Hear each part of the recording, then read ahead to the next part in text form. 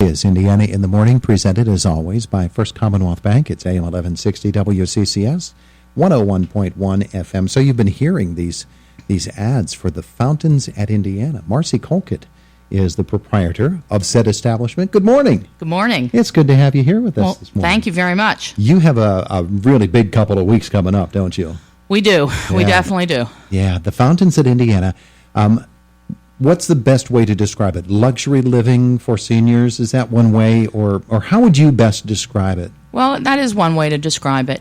It is a personal care home, and it's a facility with, we have 22 rooms, and we have 19 rooms that would be typically for an individual, and we have 3 rooms that are what we call deluxe suites that can hold 1 or 2 people. Mm-hmm. They're very large. Even the smaller rooms are over 300 square feet, and what we have is a beautiful facility with massive common spaces that are quite nice, and the facility's made to feel like somebody's living at home, but with the opportunity to have all of their personal care needs met, medical management, if they would have issues with health care that needs personal needs that need taken care of, mm-hmm. bathing, showering, people in wheelchairs. We take care of all of those issues for folks. And, of course, we provide all the meals. And we are farm to table is our motto for food. We think that's very important. Food is very important to me personally, but we think it's really important to folks in personal care homes. Yeah. And so we try and cook for the needs and the desires of the patient.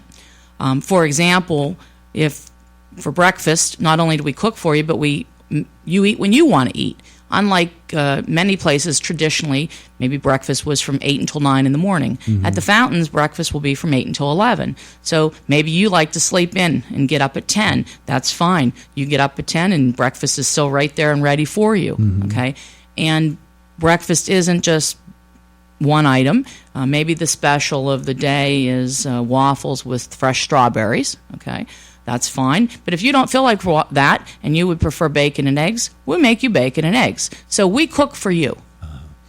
You have an open house coming up, and then actually August 1st is the big premiere, the red carpet day. That is correct. Yeah. We have 2 open houses. We have one scheduled for this Saturday. This Saturday it will be from 11 until 4. And the following Sunday, the 23rd, again from 11 until 4. Mm-hmm. And we'll be open and doing tours, and people can come in and take a look. And we encourage everybody to come in and take a look.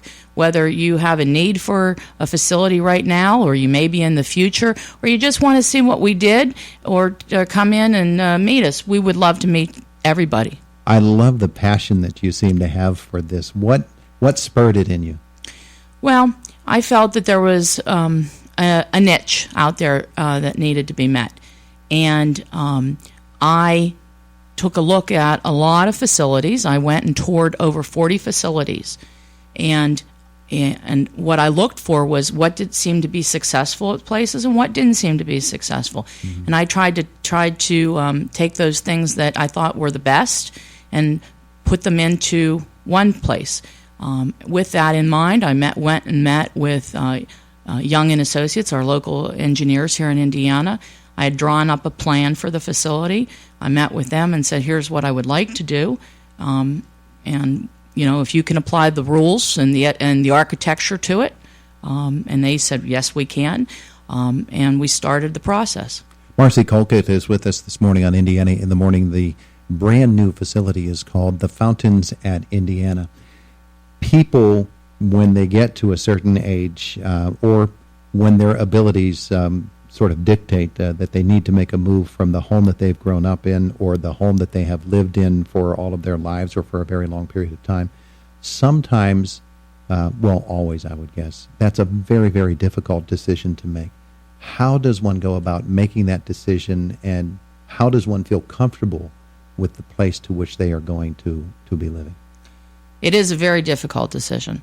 And the biggest risk to the elderly are falls. And many times there'll be a series of falls that will happen. Mm-hmm. And I think you'll find that sometimes doctors will say, maybe it's time to look at doing something a little different. The falls are scary because many times people live alone. They happen in the middle of the night, and the risks from falls are significant, whether it's a broken hip, a hematoma, or something worse. So one of the issues we did when we built our facility was we tried to make the building as barrier-free as possible. Everything we did in the building was built around trying to minimize falls, because we do know that falls are the biggest risk. So when you hear about those falls, that's one issue. Another issue is many times people living at home alone, they're not eating well, and they're not taking their medications as they're supposed to be. And so we take that concern away, because the children, many times it's the children, are very concerned about that. And we know that people that eat alone they just don't eat as well. They don't cook the meal for themselves. So we provide a community. And that community, it's not only the ability to have great food from whether it's that farm to table, but it's also to have really nice people to sit there and enjoy the meal with. Yeah. And when you have that conversation and that companionship, you eat better. And we know that that's very important to the health of the residents. And also many times medications need to be given maybe a half an hour before a meal or after a meal and that sort of thing. So with our caregivers, we can make sure that those things do happen. It's interesting the way that you phrased that, with the social aspect of it all. When mom or dad is alone and living in the home, they can be isolated very quickly in their life, and they can go an entire day without saying a word to anybody. They don't use their voices. That social aspect will really bring them back around and improve their life right away. Oh, absolutely. The social aspect, you can't underestimate the value of it. And our facility is light and bright and happy. And one of the most important things is our caregivers, they have to be happy people. Obviously, they have to be very competent and very passionate, but we want people that have a smile on their face and something pleasant to say. And we want to note, the nice thing is we're a small community with only 25 residents. We are a community. And in a community, you can get to know everybody. And but not only by name, but you know their families. And one of our big issues at our facility is being family-centered. We have, for example, a party room so that families can come in and have dinners and that sort of thing, whenever you want, okay? And the party room has a 60-inch screen TV in there so that you can watch the Steeler game and still have a party. And also, there's Wi-Fi throughout the building so that if you've got that 12-year-old boy who wants to be on his cell phone or his electronic device, he's not going to be able to complain that he can't get on the Wi-Fi. We have all of that. We've got pop in the refrigerators. We've got snacks. There's things like that so that families will want to come. We want to encourage that. We have a beautiful 2,000 square foot outside deck for families. Again, we just want everybody to come and see our place. Sure. You mentioned the staff and how important it is, because the building can be as beautiful and the amenities can be as wonderful as you could possibly make them. If you don't have the right people there, the facility's ability to be a difference maker in someone's life suffers. And certainly it sounds like you've paid a lot of attention to that aspect of it. Yes, it's very, very important. And we've been very fortunate. We were able to bring on a lady named Wendy Venard, and Wendy Venard is a licensed personal care home administrator and a nurse who came to us from another facility in Indiana where she ran the facility. And she's awesome. She's personable. She's extremely knowledgeable. And we will have very, very great people to work with. Yeah. Marcy Colkitt is our guest. It's the Fountains at Indiana. I know you've got a wonderful website where people can learn more. And they really do need to visit that website. But those open houses that you're having, those are the things that are really going to open up people to the possibilities of maybe a different kind of senior living. Yes, they will. Again, we have an open house this Saturday from 11 until 4, and the following Sunday, that would be July 23rd from 11 until 4. And I also wanted to let you know that we are pet friendly.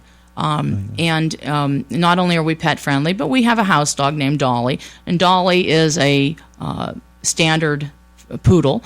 And Dolly we bought Dolly just for the fountains. Now Dolly resides at my house right now, and that's where she's been learning and training and so forth. But Dolly is the just perfect size. So if you're in a wheelchair, and Dolly's right there for petting and that sort of thing, because a lot of our residents will use wheelchairs or have mobility challenges, and of course that's a very important issue for us. And the same thing with those mobility challenged folks. We talked about the falls. One of the other things we did was we built in our bathrooms. We have barrier-free showers, so there's no lip, there's nothing. You can literally wheel in, walk in. Anybody can go right into those beautiful handmade showers.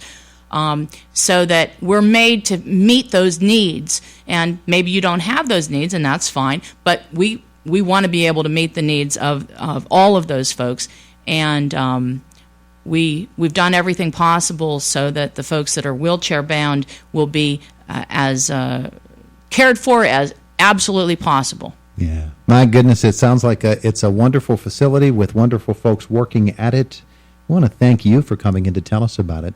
Again, the open houses are this Saturday and the following Saturday. 11 to 4 each day? 11 to 4 each day, and we start taking residents moving in as of August 1st. But we are now open. The facility's open, so if you want to stop in today or tomorrow or next week for a private tour, we are there, and we would be very, very happy and pleased to give anybody a private tour and explain what we do and how we do it. One other thing I would like to say is one of the issues you talked about is it's a big transition to move from your home to a facility, and it certainly is.